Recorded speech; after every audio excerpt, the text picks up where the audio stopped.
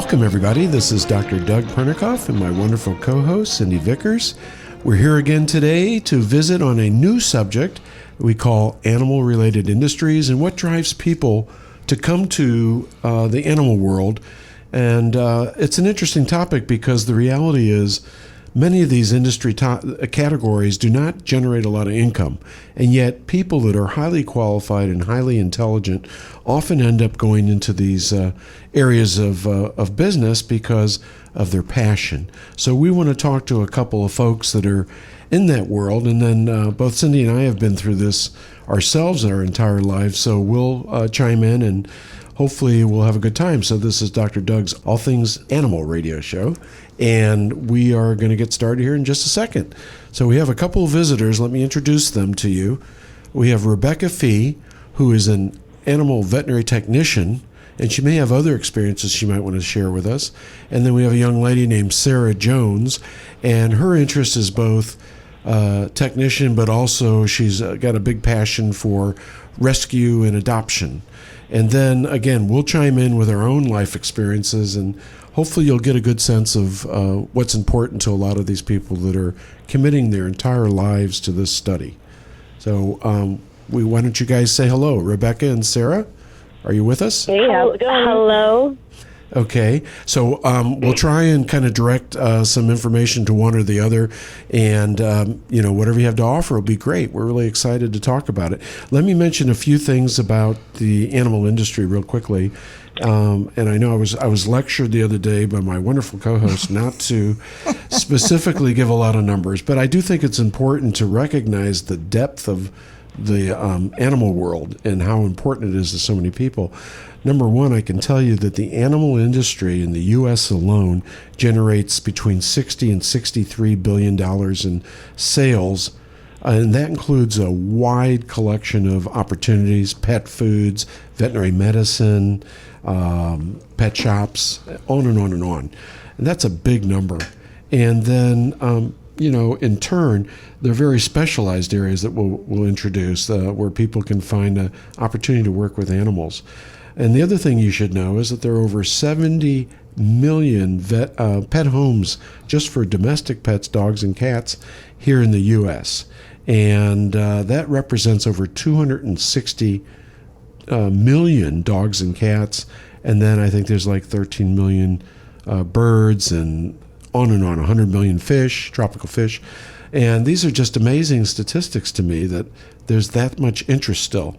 So why don't we go ahead and get started? Cindy, do you want to say something to the girls? No, I don't think so. I think I'll just sit this one. No, okay. I do. I have a question. Oh, well, I do. Well, first of all, there are, what did we even come up with?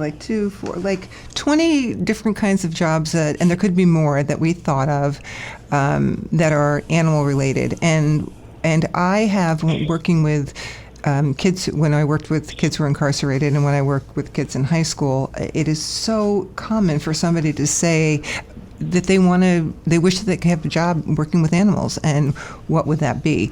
So I think the big divide is how much school do you want to go through to do that? So if you do want to be able to make a decent living, you're talking about probably being a veterinarian or owning some kind of a business. And then there's lots of different levels. So you alluded to the fact that it's really, I think for most people, this is a passion as well as a vocation. So let me just start with Rebecca. So just really quickly, why did you decide to become a vet tech? But then as a vet tech, what happens that was not what you expected? Well, and the other part of that question might be, what was the path to become a veterinary technician for you? Well, I would have to say that I've always had a big love for animals. Ever since I was a little girl, I always try to pack things home. My mom knows that. I always try to save everything and everything. So that was my big passion of what I wanted to be in animals, because I just loved them to death. Seemed like I could relate more to animals than I could with people in a way. Mm-hmm. And then how I kind of bridged that, I went to a technician school, or a vet tech school, which was through a tech school at my high school. Basically, is how I kind of got into it. I kind of really loved the hands-on helping them and everything like that. So that brought me a lot of joy and passion into everything. So I could really use that love that I had for them and really try to help them out, which was really, really cool. But not working for Doug was unexpected, but it happened. What part don't you like? But it's fun. What part is the part you're like, ooh, I wish we didn't have to do this. This is not fun. Well, I can tell you it was the poop I've on been my doing hands this for today. 16 years now, and it's hard to, you kind of see them grow up, and as puppies and kittens, and sometimes when they get older, they're, as they're getting older, they're aging and having issues, and I mean, when you say goodbye to them, that's always not the best part of the job, but it's always comforting to be there for them during that time. So there's not a thing like having to restrain them you don't like, or if there's an animal that's hurt, or having to draw blood. I don't know if you guys do it as vet techs from sure. tiny little kittens' we necks. do all that, yeah. But you are okay with that? And what do you think I've about been doing it for so long.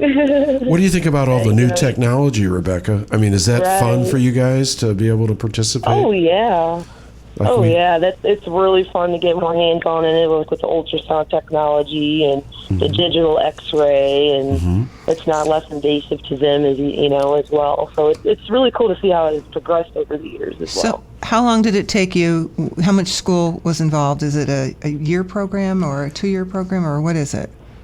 Mine was a 3-year program through basically through my high school. It was a technology type of school where they had that available, and I tried that out, and that's how I kind of got into it with the 3. And of course, with any veterinary medical, I mean, there's always continuing education. There's always more to learn every day as you go on. I can tell you that some of the programs traditionally run about 15 to 18 months, and you get an associate arts degree sometimes, and the cost can be very expensive. It can be up to $30,000 or more for that 18 months. Wow. And the problem is you come out of that program, and then you can sit and take your board exam. Most people don't right away. They go and work for a while.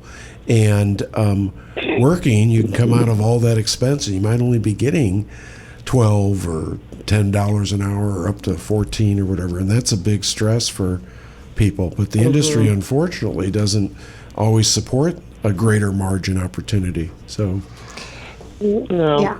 Sarah, can I ask you? I mean, you're both a Yeah. technician, and not only are you a wonderful rescue person, very dedicated, but I know you have a household of critters. So Yes, I do. and I thought therapy was going to help you, but it didn't. So Oh, okay. tell me a little bit about your story. So I grew up in a kind of military household, and my dad was totally against pets. He said they were a nuisance and that they were an expense that we didn't need. It was more of a luxury than, something that he just didn't allow it. He didn't think that. Wait a minute. He didn't think the kids were a nuisance and a load, just the animals. Yeah, well, that's Because I know a little bit about story. you, and and then I grew up where if we had a pet, then it was kind of something that he took no part in and he wouldn't pay for. Or so I think I was 15 when we got our first dog. Oh my God. And I was like, it was a whole different ball game, and she didn't like me. Like, I was so upset because the dog did not like me. And She when I probably talked to became- your father. That's She why might have. But, when I became an adult and I got my very first dog, he was my dog, and no one could take him away from me. I was kind of at that point trying to decide what I wanted to do for the rest of my life at the same time, and I kept looking at him and going, I want to be able to take care of him, and if anything ever happens, I want him to, be safe. And Sure. so I started looking into vet tech schools. So I went to school for 3 years actually, and it kind of went from there, and now I have a house full of animals. And my dad finally gave in, and he also let my mom have dogs. He still won't give in on the cat thing. He won't let my mom have a cat. but we've kind of turned him around in his old age. So I asked the same question that Cindy asked: is what's the good and the bad of the role you take? Well, to me, as far as the technician goes, it's hard when you're doing things to the animal and you can't explain it. Like, you can't tell them, hey, this is going to hurt just a little bit, or hey, it's okay, we're not, doing this to be mean. You can't do that like you can a person. Yeah. So you kind of have to just do it, and eventually the animal realizes, hey, they're trying to help me, and that's like the rewarding part. Well, I think that and is. They're like. No, I was just going to say, I think that's really a great point, and I think that obviously you get both of you expressed, and I've heard this many times, the reason you're a vet tech is because you really love animals, so the idea of doing something that hurts them, it feels horrible to you.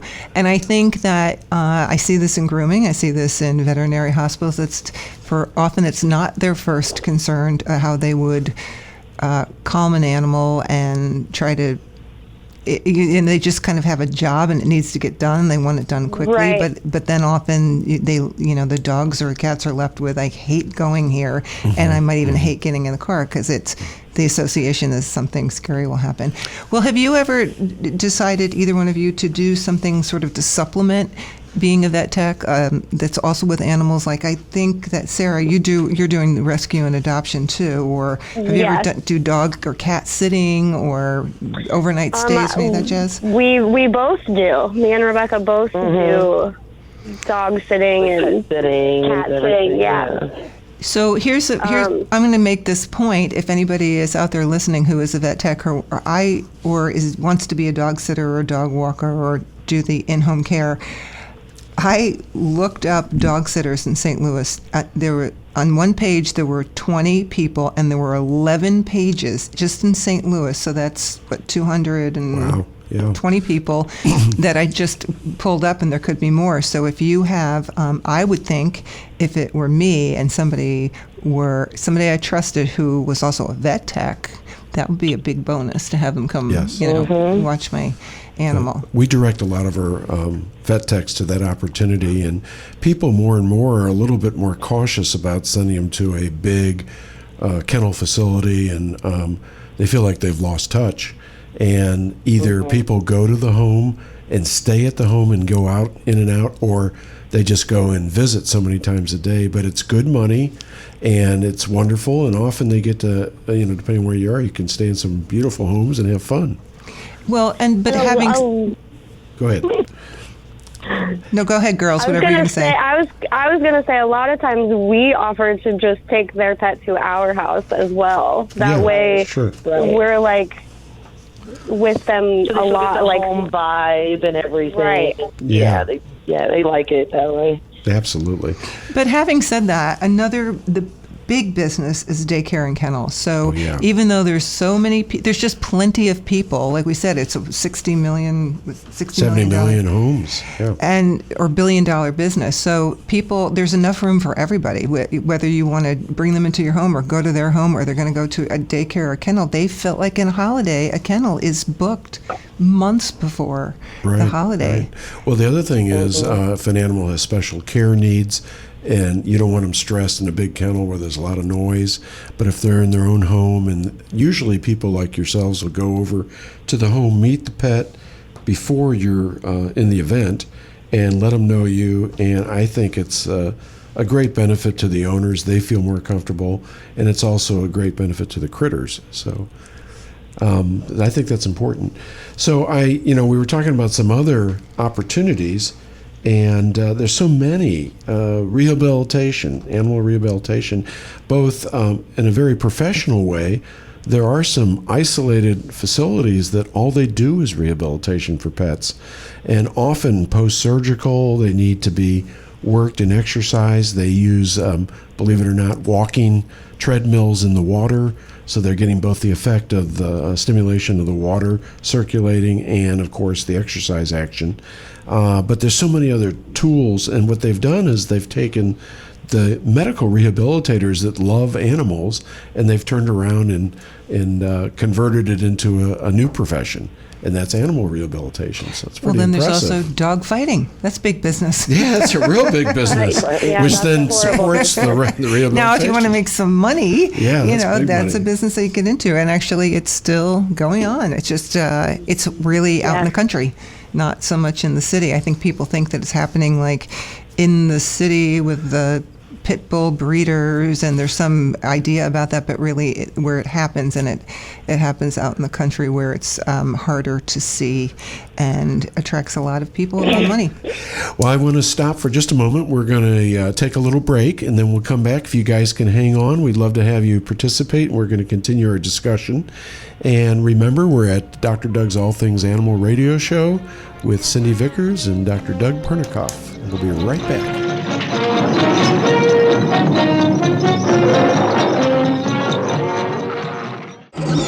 Dooby-dooby-doo, where are you?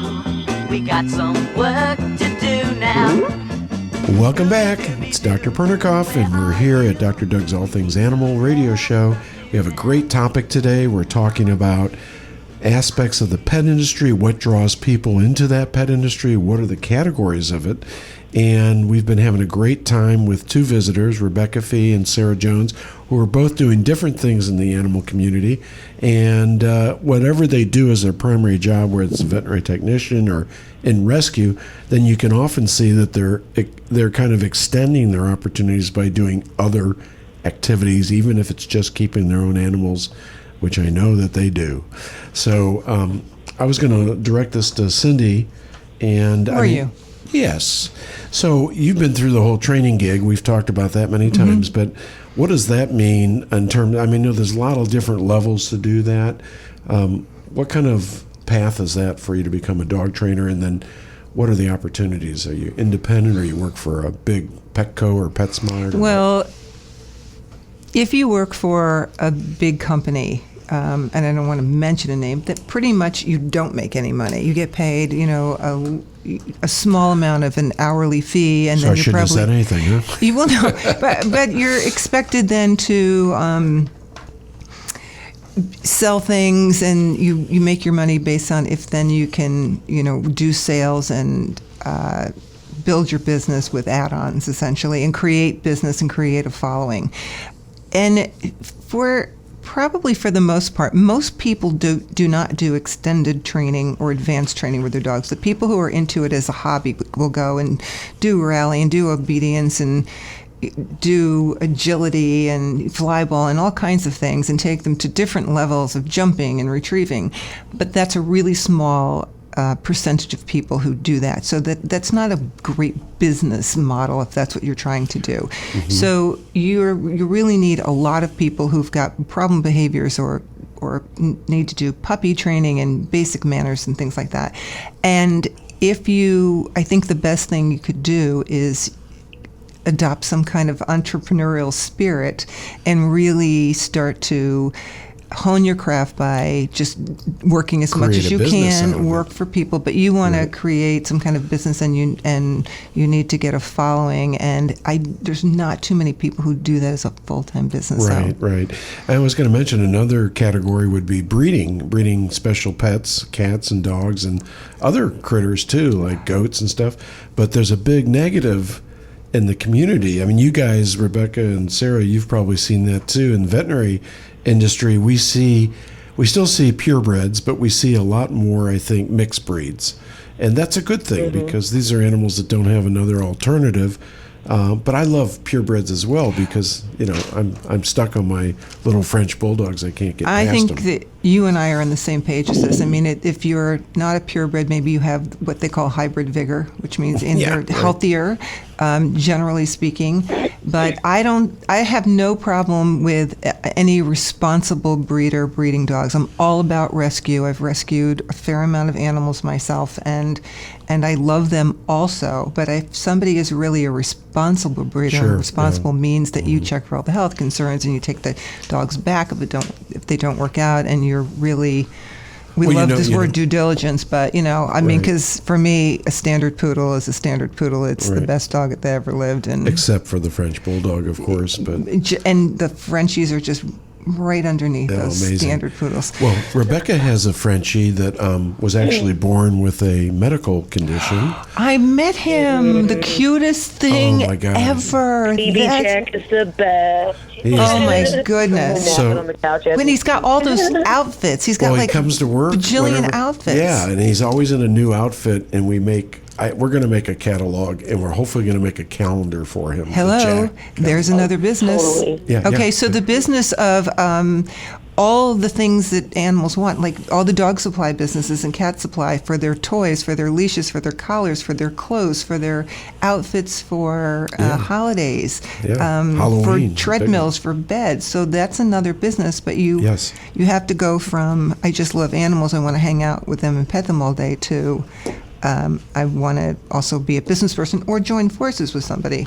Well, you who could does be that. a salesperson for the veterinary industry, selling pharmaceuticals or supplies, or for the pet food industry. Mm-hmm. That's a big business, and it's extensive. I think there's over $20 billion in pet food industry every year in sales. So it gives a lot of people an opportunity to kind of expand their interest. And there's a lot to know. It's pet nutrition and pet food and the art of sales. Right, right. I think it would be really pretty interesting, actually. Sure, I guess sure. if you're interested. I'm interested. Does anybody? Yeah, I'll sell something. Anybody have anything they want me to sell? No, I think that the whole pet food thing is completely fascinating, and that is that's I think a real legitimate sales job right there. Enrichment programs, I was wondering now, zoos and facilities like that are mandated by the USDA to include enrichment activities for animals, especially exotics that have a very limited exposure to opportunities to move and stuff. But Sarah, I was going to ask you, what kind of enrichment activities do you kind of implement in your rescue program until the animals, because they're coming here, they are disrupted, they might be puppies or they might be adults, they might be kittens or big cats, and you've got to do something to make sure they settle and they kind of fit into a new home opportunity. So what do you guys do to try and help that situation? Well, first when we get them, we ask, what they were eating beforehand, and then we want to feed them the same thing all the time. I know a lot of shelters do whatever is donated because it's like, free and they're low funded. We try to feed everyone the same brand of food. So you And standardize so the we- activity. Right. So we take and pretty much mix in what they were getting for the 5 to 7 days and transition them onto the food that we plan on feeding them. And when they're adopted, we try to encourage the adopters to feed that food so they don't have to transition again to a new food.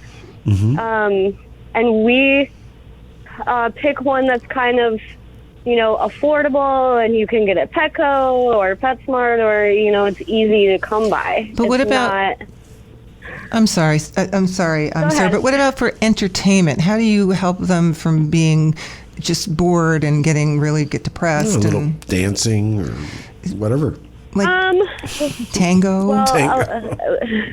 Well, a lot of times that's very difficult because they've already either been in a shelter situation for a long time, so they're already bored. And the big thing is, if you can find a foster home, so then that way they can still interact with the family and, live a normal life until they get their permanent family. That's the ideal situation. Just like And when human adoption. So it's very similar. Gateway Pet Guardians, that's what they do. Yeah, I wanted to ask Cindy before we lose time. She was involved in a very, very special program called Loosen the Leash and created a really interesting program. So I'll just put a cover on that, is that what it does basically is go into the prison system, and hers was a special age range, and introduce dog training to these kids and adults that have problems. So it's one of the biggest programs, I think, that's spread in the adult prison system, and even hardcore kind of criminals. Can you talk a little bit about what that does for these people? I mean, you had some great stories on kids. Okay, well, now and we're only talking got about a little time. Okay, so- this is my favorite thing on the planet, but it's talking about using dogs therapeutically, not physically, but really emotionally and mentally. So in Missouri, pretty much every single prison is part of the Puppies for Parole program, and there are prisoners that are given a dog, and they learn how to train the dog and care for the dog, and they have all this responsibility. Specifically at Loosen the Leash, when we had that organization, we worked with juvenile offenders in a maximum security and medium security facility. So that alone was interesting. And people would say to me, pretty much every day, it's so great because of all this unconditional love. And that was true, but honestly, it wasn't what was so great. What was so great was to see these kids who shut down very quickly when suggested that they do something that they think they can't do, and they will look stupid or they'll feel badly about not being able to do it. And I thought that we had a great teaching style because the trainers and I really knew how to break things down into very small pieces so all of the kids learned. And then when they could teach the dog to do something like a downstay or retrieve or heel or just all the things, they would participate in the Canine Good Citizen test. So they could do all of those 10 exercises. And then people would come and watch them, and the other kids who were incarcerated and the staff and the teachers would watch these kids teach the dogs to do something that they didn't know how to do. And so their confidence level would gave them grow a sense so of special. greatly. And what happened was what we measured was the improvement in their behavior and in their academic performance. Wow. And it was a result of participating in that program. And so it's very similar with the adults. What they're willing to do and how they start to feel about themselves because of having that dog to work with, you really see the shift. And things that are actually measurable. You can't really measure self-esteem, but you can measure Can you other real things. quickly tell that you told me one story about a kid that was basically socially shut down, and he performed so well in this program. And do you remember that particular case? It was one real hardcore kid. Yeah, actually, it was not even supposed to be in a juvenile offenders. He was supposed to be tried as an, oh my gosh, I don't know, it's one of 3. But I'll just say this is one of the first kids in our program, and he said all the other kids wanted to pick the dog that they thought looked the coolest. He said, I don't care, just give me any dog, I'll take it. He would do anything that I asked him to do, and including we made obstacle courses. He would sweep the floor, he would do everything, and now he's actually a pretty successful rapper. He has approached people in the park, like when the lady had multiple dogs. He said, she was struggling. He said, I don't want to interfere, but I think I could help you. And he told them how to sort of care for the dogs so she could manage them a little bit better. And he's a very responsible father. And I mean, I can't say we can take all the credit for that, but this kid was highly violent, which is why he was in there. Right. And that's over. And it's been 10 years. Oh, you should be so proud of yourself. Oh, I loved him. I want to thank our special guests today, Rebecca and Sarah, for participating on this subject. You guys are great. I love you very much. Thank you, guys. Thank you. And we're gonna take a break real quickly, and we'll come back with another segment. We're going to have Cindy kind of guiding us on housebreaking and crate training techniques. So Dr. Doug's All Things Animal will be back in just a moment. I know we'll catch that feeling.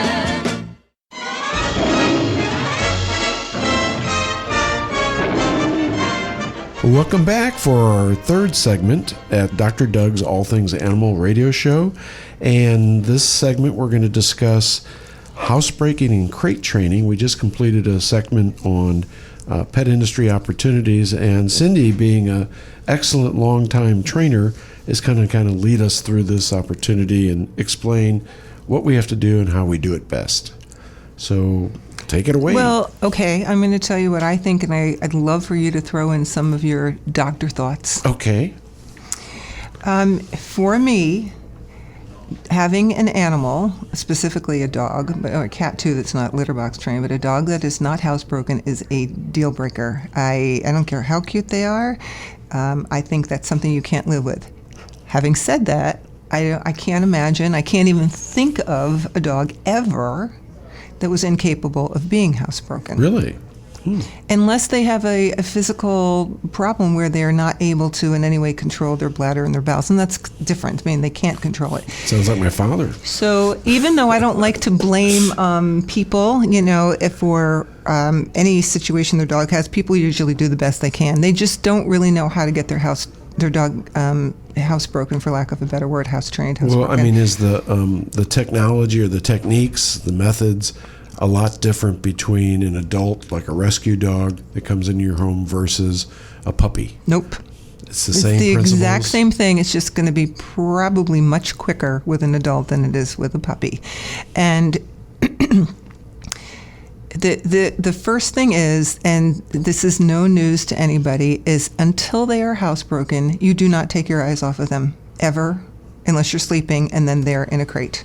Period. There's no totally exception agree. to that. And so you have to I think it's a great idea to get a puppy, if possible, or any dog, when you have a little bit of time, at the very least the weekend, so you can clear your calendar and say, for this weekend, I'm doing nothing but stare at this dog and putting my time into getting this dog housebroken. And I'm not saying they'll be housebroken in a weekend, but at least you can get the party started well.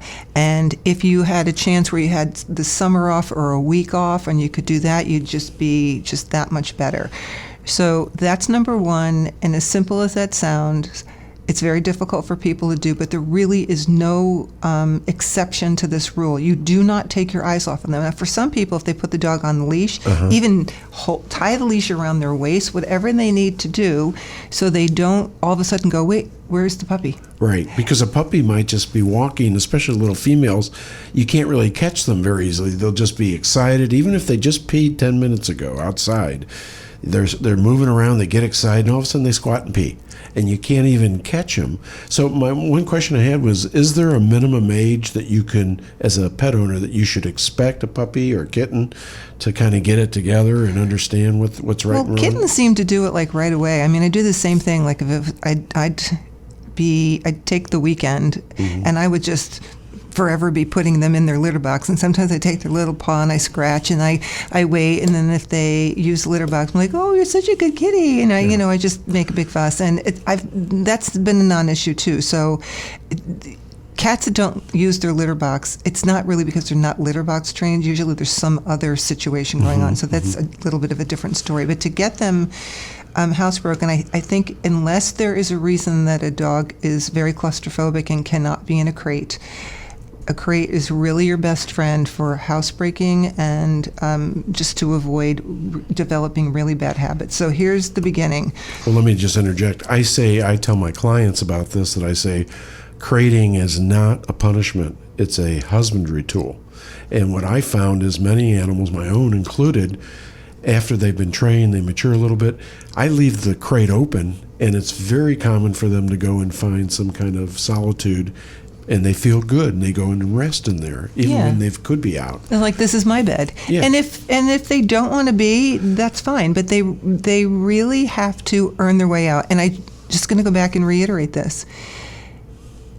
I never loved putting my dog in a crate ever. But if my dog did not get housebroken and chewed up my couch and ruined the blinds, then it's so much harder to be really in love with that dog and think that I want to keep it. And people go, this dog, the dog's just out of control, and it's just what will happen if they're out of their crate. Bad things will happen.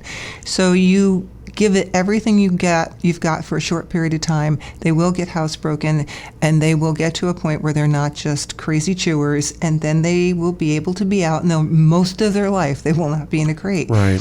We do have one difference of opinion, I think, about the crate. I thought we were perfectly in sync. What would you say? Sort of are not. I was just going to say, women always tell you after the fact that they don't agree with you. Okay, but go ahead. I'm okay.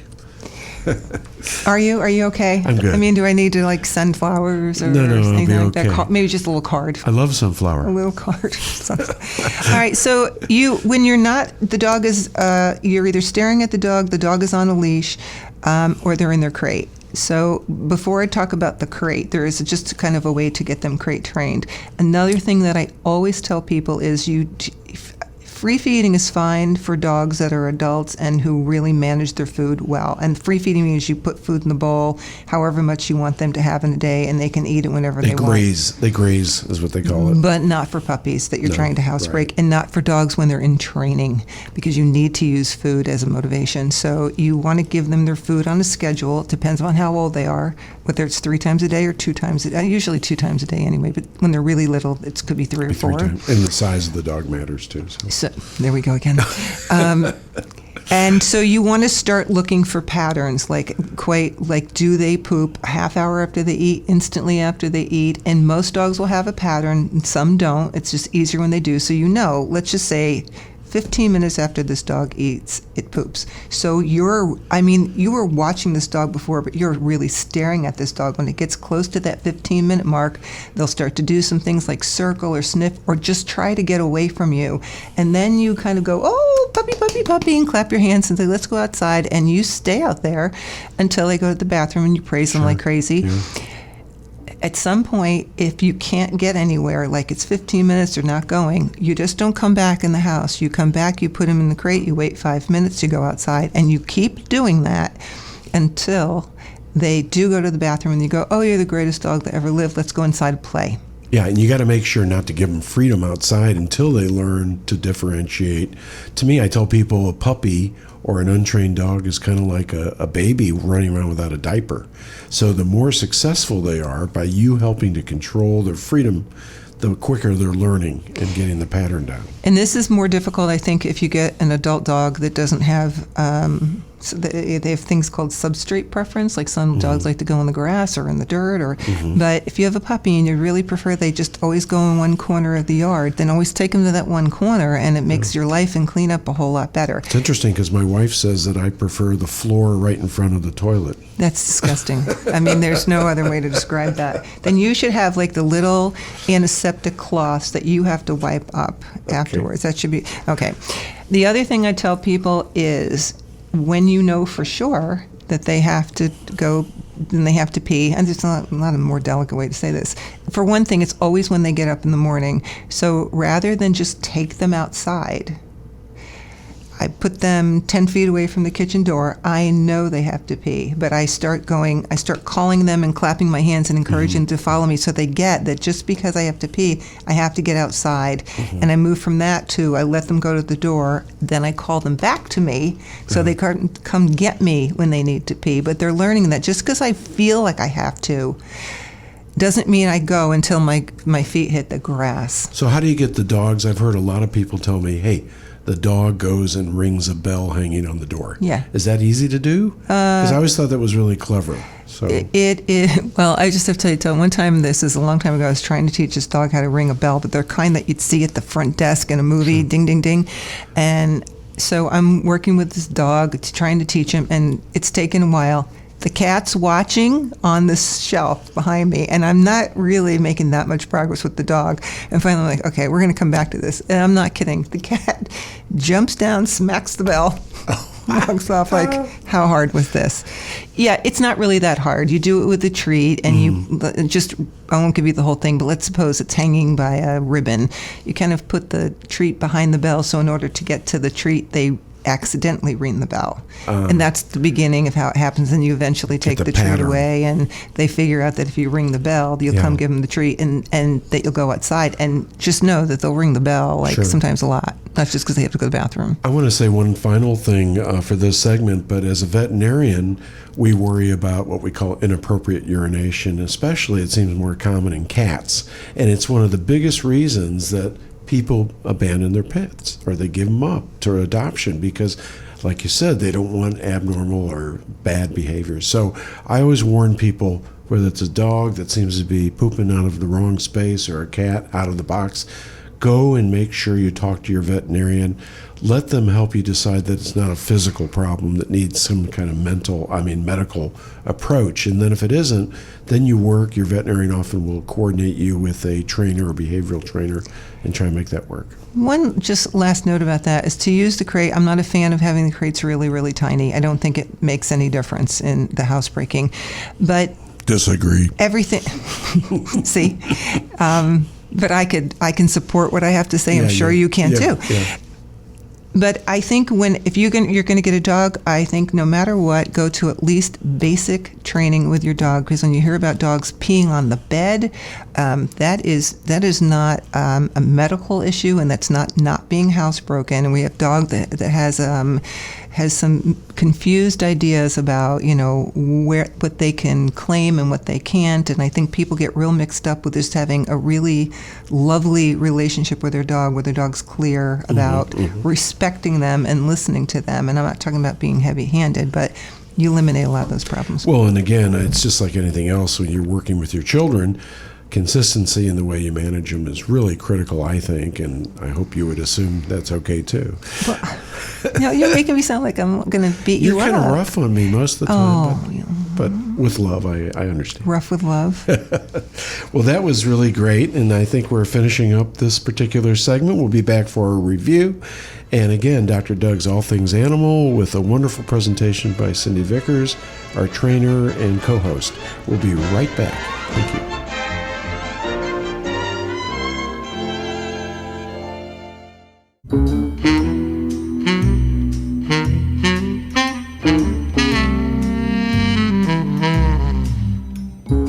Welcome back, everybody. We are just finishing up our show today. It's been wonderful.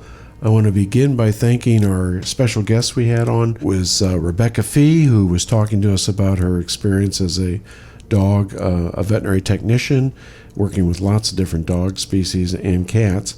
And then we also had Sarah Jones, who is not only a technician, but manages the Vet Pet Rescue program at our clinic. And she has a real love for rescue and adoption. So it's been wonderful to hear their stories. Cindy and I both have had our stories. We came to the animal world because of a natural interest in animals. For me, I know it sounds kind of corny, but the first time I knew I was going to be a vet, I think I was like 4 to 6 years old, and I found a little monarch butterfly. Oh. And it was down on the ground, and I put it in a little jar with cotton, and then I drizzled a little water in there, and it got up and flew out. And I just told my mother I was going to be a veterinarian. Oh, that is the cutest thing ever. Yeah. That was just last week. Oh. And so smart that you can get through school that quickly. I know, it was really crazy. So anyway, and I just couldn't wait to get out. And for me, I would go explore in the woods and go snake hunting as a kid. And I had my own world out there, and I would just explore and pretend like I was an adventurer. And anytime I saw an interesting animal, it was exciting for me. And I assume you had something. I still feel that way. That's no joke. I mean, if you were in the woods and I saw a deer or a mouse or a hawk, I mean, I think it's cool every time. Right. And I'm so fortunate because in my world, I've been able to be a wildlife veterinarian, a conservation veterinarian, a domestic pet veterinarian, emergency clinician. So I've got to work and offer support in a lot of different directions within the industry, and it's been wonderful. Has its bad days, but it also has many, many good days, I think. I would like to say that I have obviously seen you work, and I think that you're a fantastic vet. And I'm blushing. No, I used to sell medical equipment in the OR, and one thing that's really important is you don't want your being to be in surgery any longer than they have to. Right. And I know that you, as crazy as you are, I've never seen you lose your temper, not one single time, or get angry ever. And I've seen a lot of things, and you work very quickly. What the heck are you talking about? No, I am calm, and I think it's interesting because I don't use a white coat when I go in to see my pet patients. I just go in a casual outfit typically, and one of the things that I have, and I think you have too, is I can intuitively connect with animals, and I think a lot of it has to do with relaxing when you approach, and because they pick up on all that change, that tension, and all that kind of stuff. So I think if you're going to be in the animal industry, I think you would suggest that you explore, do your due diligence, and find out, practice or experience some of these jobs and see if they fulfill you or if they are just not for you. And that can happen. And I also want to thank Cindy again for leading such a great presentation on the housebreaking and crate training. And that's a topic you can always reach Cindy at the clinic at 636-530-1808, and she's available for training support, and she'll do a great job for you. And if you have any questions for us, you're welcome to reach us at www.clarksonwilsonvet.com. Same number, 636-530-1808, and we're there to help the pet community any way we can. Now, next week we have a really interesting topic. We're going to talk about pets that are used in service or enrichment for humans that are in need. And this is a very special area. I know Cindy's had a lot of experience here. I've seen a lot of it as regards other non-domestic pets like primates that are used for people that are in wheelchairs and stuff. So it's going to be a really interesting topic. I think you're going to enjoy it, and we hope that you'll come back and join us next week. Do you have anything else you want to say, young lady? I don't, but just one event that I know. I think we're always pushing Purina Farms, but they always have something great. There's an all-breed dog show there on the 31st. So oh, wonderful! That'd be something to do. What's not so common are the cat shows, and I love to go to cat shows. I told you, I looked that up, and they were like in China and everywhere but here, Mexico and Brazil, yeah, it's crazy. But anyway, it's been a great show, and I want to thank you, Cindy, and everybody else that's been helping us. You're welcome. Okay? It's so fun. We'll see you next week. Adios.